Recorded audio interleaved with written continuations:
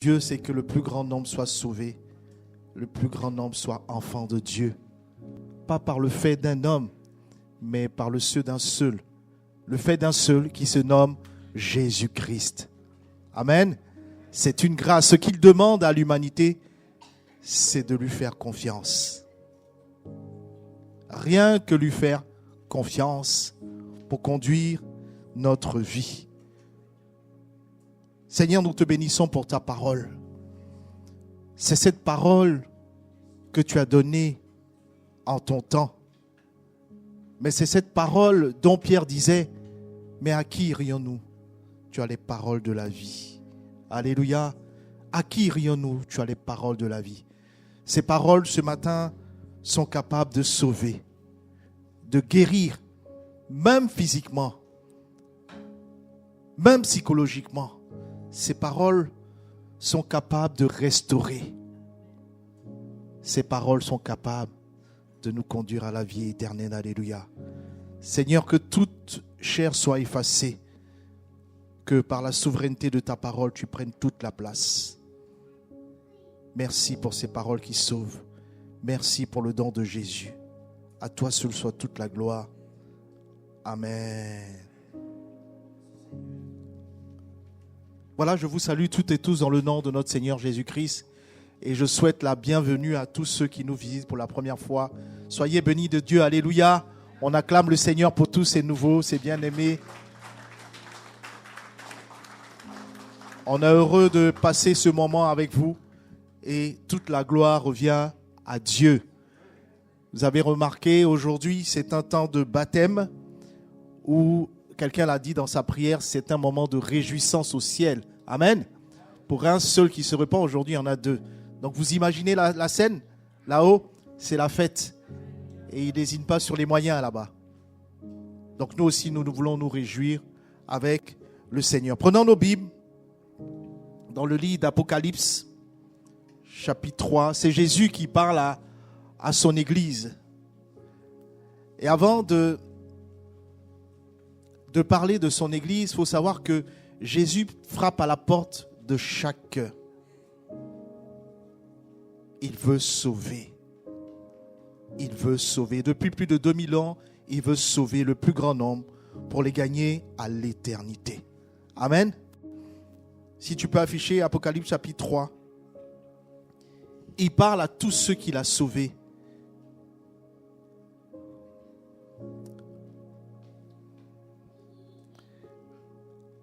Écrit à l'ange de l'église de Laodicée. Voici ce que dit l'Amen, le témoin fidèle, le véritable, le commencement de la création de Dieu. Alléluia. Je connais tes œuvres. Je sais que tu n'es ni froid ni bouillant. Puisses-tu être froid ou bouillant? Ainsi, parce que tu es tiède et que tu n'es ni froid ni bouillant, je te vomirai de ma bouche. Verset 17. Parce que tu dis, je suis riche, je me suis enrichi et je n'ai besoin de rien. Et parce que tu ne sais pas que tu es malheureux, misérable, pauvre, aveugle et nu. Je veux nous poser une question ce matin ensemble. Une question honnête que chacun peut répondre dans son cœur. Si Dieu retirait sa présence de nos vies aujourd'hui, combien de choses changeraient réellement dans notre quotidien? Si Dieu décide de se retirer complètement de notre vie, qu'est-ce qui changerait? Réfléchissons sincèrement dans notre cœur. Est-ce que notre vie continuerait exactement de la même manière? Est-ce que notre agenda changerait? Est-ce que nos décisions seraient-elles différentes si Dieu décide de se retirer? Est-ce que nos priorités seraient bouleversées? Pour beaucoup de chrétiens, le travail continuerait, les projets continueraient, les loisirs continueraient. Et c'est là le drame spirituel de notre génération. On peut continuer à vivre même quand Dieu n'est plus au centre. On peut continuer à vivre. Imaginons que nous appelions quelqu'un que nous aimons profondément et que cette personne nous réponde: je verrai si j'ai le temps. Comment te sentirais-tu? pas bien, je pense. Maintenant, imagine Dieu, il appelle notre cœur chaque jour pour dire, lève-toi, nous allons prier. Viens lire la Bible, je vais être avec toi pour te montrer. Lorsqu'il nous appelle pour dire, marche dans mon obéissance. Et beaucoup d'entre nous, dans notre génération, répondent, même au sein de l'Église, même des gens qui sont très croyants, même des pasteurs. Seigneur, je verrai si j'ai le temps. Dieu n'est jamais une option. Il va être le centre de notre vie. Autant il nous appelle, il va être le centre de notre vie. Le problème de beaucoup de croyants n'est pas qu'ils ont quitté Dieu. Non. C'est qu'ils ont appris à vivre avec Dieu, mais à la deuxième place. Si tu es tiède, je te vomis. On veut Dieu, mais après tout le reste. Je veux faire ça et Dieu après. Et pourtant, Dieu n'a jamais demandé une place dans notre vie. Non. Il n'a pas demandé une place dans chacune de nos vies. Non. Il a demandé la première place. C'est pour cette raison qu'il a payé le prix à la croix. Amen. Il a payé le prix à la croix pour avoir la place principale dans nos vies. Et Jésus parle exactement de ce danger dans le texte que nous venons de lire. Mais écoutons bien, Jésus ne parle pas à des païens, des gens qui ne connaissent pas Dieu. Il parle à une église et il dit une phrase choquante, tu es tiède. Amen. La tiédeur est un danger. Tu n'es ni froid ni bouillant. La tiédeur est dangereuse parce qu'elle ressemble à la foi. Est-ce que quelqu'un me comprend ce matin? On peut vivre des cultes, on peut vivre des moments de célébration, on peut connaître les chants, on peut servir à l'église, on peut faire des activités, des programmes, on peut faire beaucoup de choses au nom de Dieu. Mais le feu intérieur a disparu parce que Dieu n'est plus le centre. Pour ceux qui ont des cheminées, un feu de cheminée peut devenir des braises froides. La structure est toujours là, mais la chaleur est partie. Et beaucoup de croyants ressemblent à ça. Dieu nous interpelle ce matin. Parce que la religion est encore là, mais la passion pour Dieu a disparu. Le plus grand ennemi du réveil, ce n'est pas le péché visible, c'est la tiédeur invisible. L'église de Laodicée, dans Apocalypse 17, l'église disait « Je suis riche, je n'ai besoin de rien. » On se contente de tout ce qu'on a aujourd'hui. Et on se dit c'est suffisant pour nous. On n'a besoin de rien d'autre. Mais à la vérité, on n'a rien. Parce qu'on n'a plus de passion pour Dieu. Jésus lui dit, tu es pauvre, tu es aveugle, tu es nu. Ils avaient la religion, mais ils n'avaient plus la passion. La tiédeur est dangereuse, parce qu'elle donne l'illusion que tout va bien, que ça va. On chante encore, on fait un service, on prie parfois, on vient à l'église, mais Dieu n'est plus le centre. Écoutez-moi bien, Dieu n'est plus le centre. À partir du moment qu'il n'est plus le centre dans chacune de nos vies, on est tiède. Est-ce que quelqu'un me comprend ce matin? On est tiède parce qu'il n'est plus le centre. Connaissez-vous cette histoire de Samson? Samson et Dalila, ça vous parle?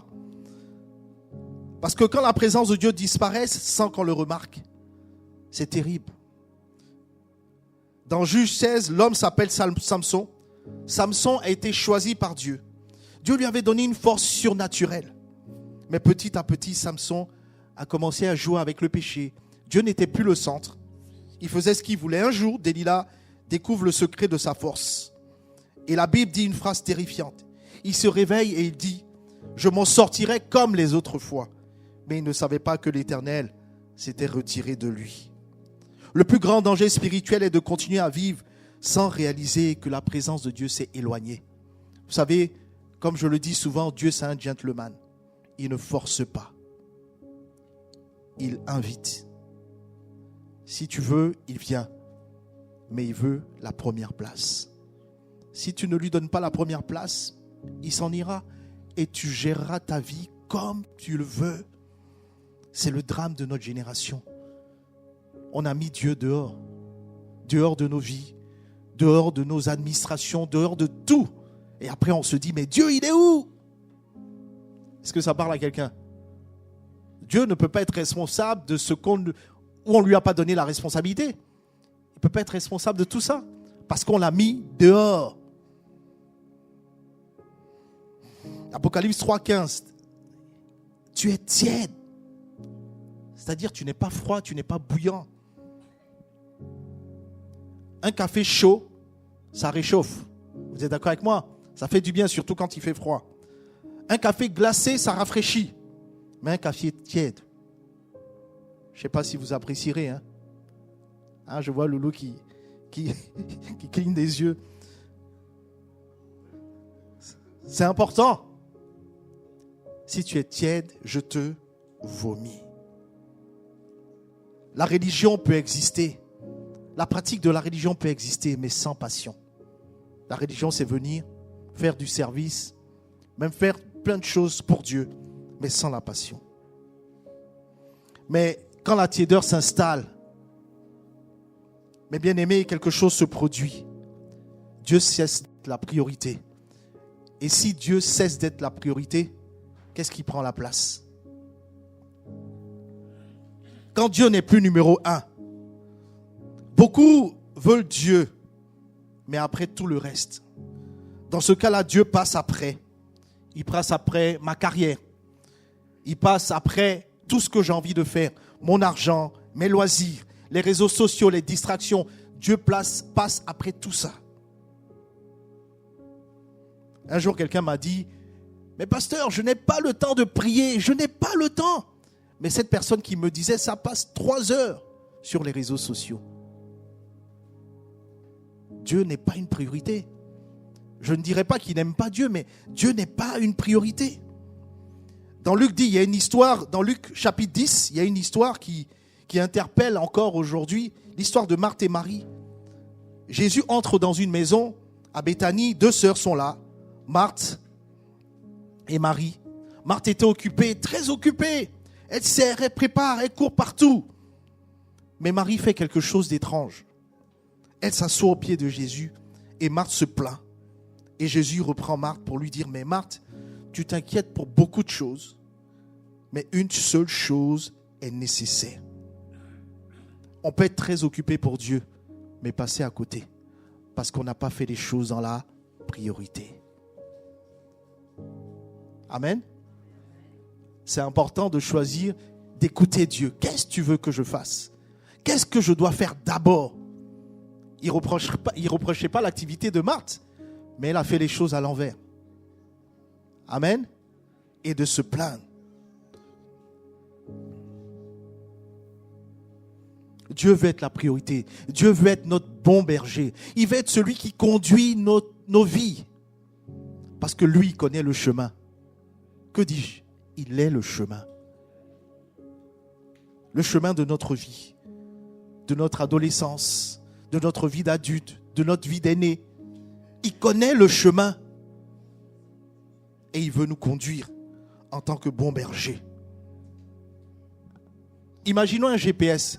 Le GPS va nous dire tourne à gauche, mais toi tu continues tout droit. Il dit tourne à droite et tu continues à gauche et tu ignores ce qu'il te dit. Le problème n'est pas que le GPS ne parle pas, le problème est que on n'écoute plus le GPS. Beaucoup de croyants vivent cela avec Dieu. Dieu parle, mais on fait ce qu'on veut. Après, on s'étonne qu'il y ait des catastrophes. Le drame de toute l'humanité, c'est de ne pas écouter Dieu. Il connaît la vie. Mais que dis-je? Il est la vie. Sans Dieu, on survit. Que quelqu'un me dise Amen. Sans Dieu, on survit. Même si on a des millions, même si on a des milliards. La vraie vie est en Jésus. Connaissez l'histoire de ce jeune homme riche? Il vient vers Jésus, il pose des questions spirituelles. Il s'intéresse, mais il veut la vie éternelle. Mais quand Jésus lui dit « Vends tout et suis-moi », il repart triste. Pourquoi? Parce que Jésus était important pour lui. Mais Jésus n'était pas essentiel pour lui. Est-ce que quelqu'un me comprend ce matin? Jésus était important, mais pas essentiel. Il avait besoin de garder son argent. Jésus, tu viens après.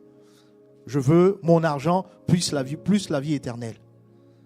Mais Jésus veut être essentiel dans notre vie. Dieu devient secondaire derrière notre carrière, notre argent, nos loisirs, toutes ces choses.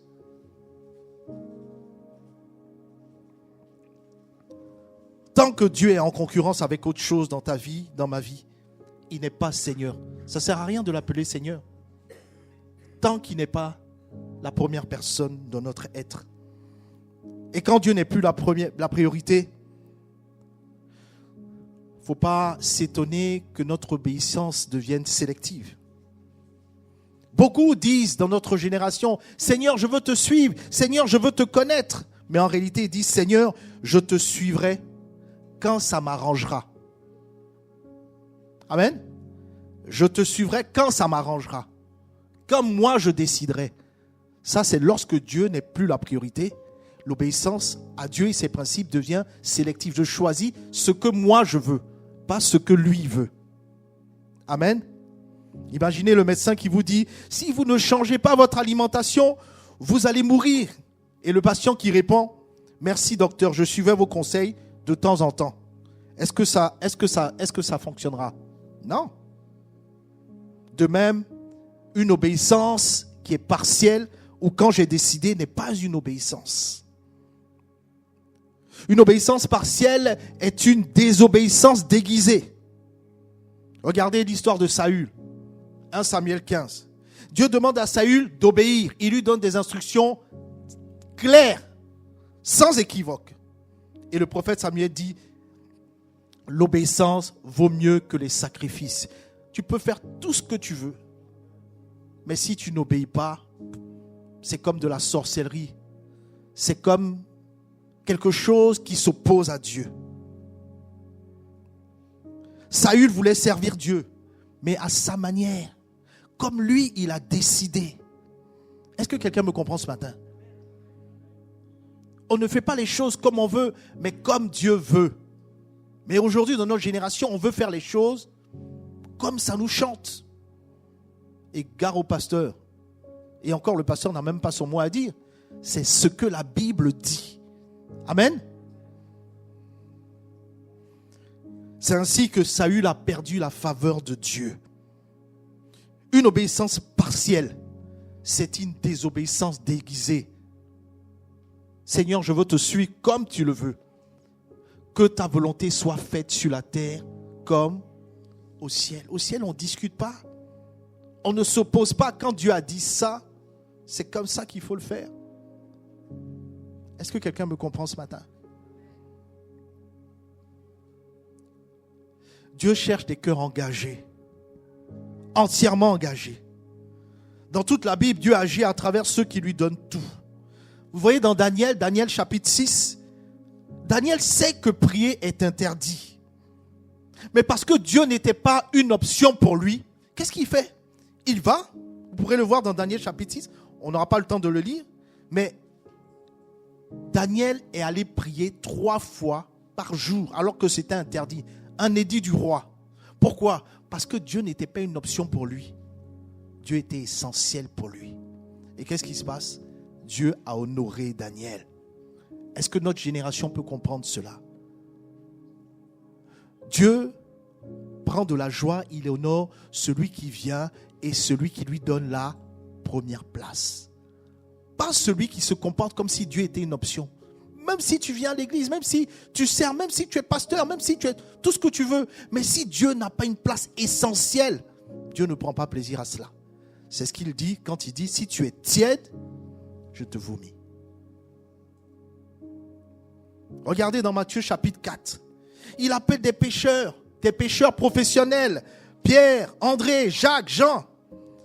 Mais quand il les appelle, la Bible dit simplement, aussitôt, vous imaginez, ils laissent leur filet, tout leur travail, ils laissent leur barque, et ils le suivirent. Pas de négociation, pas de délai. Quand Jésus devient vraiment Seigneur dans notre vie, l'obéissance devient immédiate. Amen. Je parle aux nouveaux baptisés. Quand vous avez décidé de suivre Jésus, c'est pour une obéissance totale. Amen. Tout le reste va devenir de la religion. La religion, ce n'est pas que le catholicisme. Il y a beaucoup de religions dans l'église évangélique. Parce que Dieu n'est pas la première place. Dieu n'est pas essentiel. Amen. Il veut qu'on soit chaud pour lui. Pas tiède. Amen. Et parfois Dieu le jauge, Dieu le teste quand quelqu'un veut s'engager avec lui. Dans Genèse 22, Dieu teste Abraham. Il lui demande quelque chose d'impensable, offrir Isaac. Isaac n'était pas seulement son fils, il était la promesse que Dieu lui a donnée. Et pourtant Abraham a obéi. Au dernier moment, Dieu l'arrête. Dieu teste souvent ce qui est le plus précieux dans notre cœur pour savoir si lui, Dieu, il a la première place. Est-ce que quelqu'un me comprend ce matin? Le roi Salomon, c'est un autre exemple tragique dans 1 Roi 11. Au début de sa vie, Dieu lui apparaît, il reçoit sagesse, bénédiction, il reçoit plein d'argent, il reçoit plein de choses. Mais plus tard, son cœur se partage. La Bible dit son cœur ne fut plus tout entier à l'Éternel. Vous imaginez, on parle de Salomon parce que Dieu n'est pas resté à la première place dans son cœur. Son cœur devient partagé. Amen. Vous vous souvenez de cette expression qu'il étudie dans la Bible où les prophètes disent « Pourquoi vous clochez des deux pieds ?» Parce qu'à l'époque, le peuple voulait les Baals et il voulait Dieu. Dieu veut qu'on soit attaché à lui comme ayant la première place. On ne peut pas commencer à enflammer pour Dieu et finir avec un cœur divisé. Si Dieu, ça se passera, oui, si Dieu n'a pas la première place dans ton cœur. Amen. Bien-aimé, Dieu ne cherche pas des admirateurs du dimanche. Non. Il cherche des gens qui le suivent au quotidien. La tiédeur applaudit Jésus, mais ceux qui le cherchent vraiment le suivent. La vraie question aujourd'hui n'est pas vas-tu à l'église? La vraie question est qui siège réellement sur le trône de ton cœur?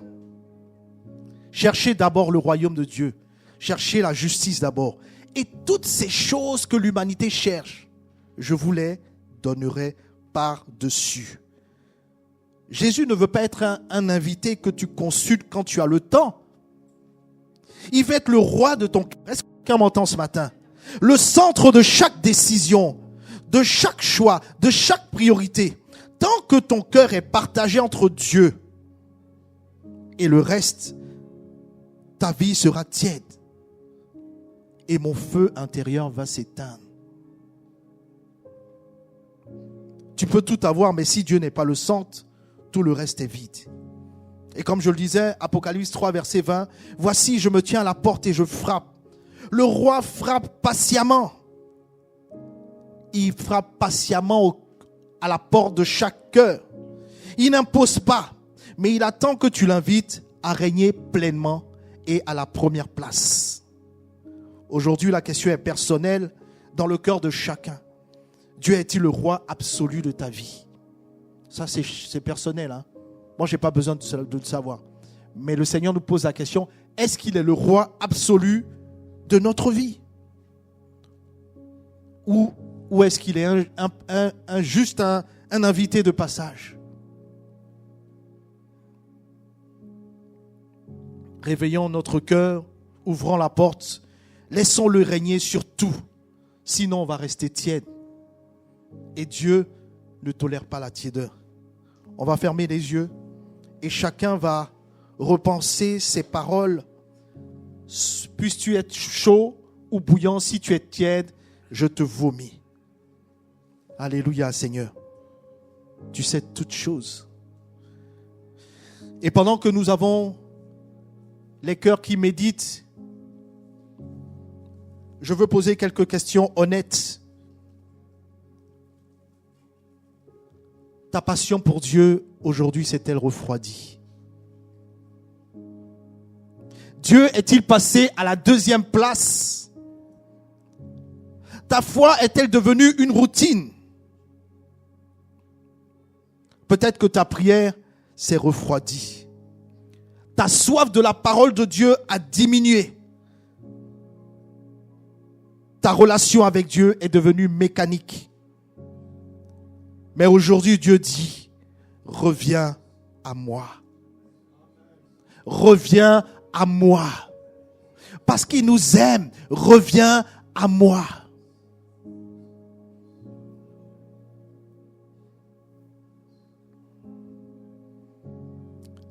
Seigneur notre Dieu, je prie pour chaque personne ici, y compris pour moi-même. Là où il y a la tiédeur, allume un feu nouveau, nous l'avons chanté. Là où il y a la routine spirituelle, réveille une passion pour ta présence. Je déclare que dans chacune de nos vies, et même dans cette église, les cœurs endormis se réveillent.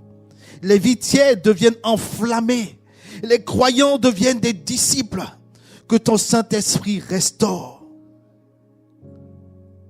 Qu'il restaure dans nos cœurs la passion pour la prière. La passion pour la soif de ta parole. La passion pour l'amour de ta présence. Et qu'à partir d'aujourd'hui, plus personne ne vive avec un Dieu optionnel, mais avec un Dieu souverain au-dessus de tout. Fais grâce. Merci parce que là, tu visites chaque cœur. Même les cœurs qui sont curieux. Tu proposes, tu frappes et tu veux faire du bien. Merci pour cet amour éternel pour chaque âme, vie. Merci parce que tu fais toutes ces choses pour l'honneur et la gloire de ton nom en Jésus-Christ. Amen. Amen. Amen. Que le nom du Seigneur soit béni. Que sa parole sur les tables de notre cœur porte beaucoup de bons fruits à sa gloire. Amen. Que le nom du Seigneur soit béni.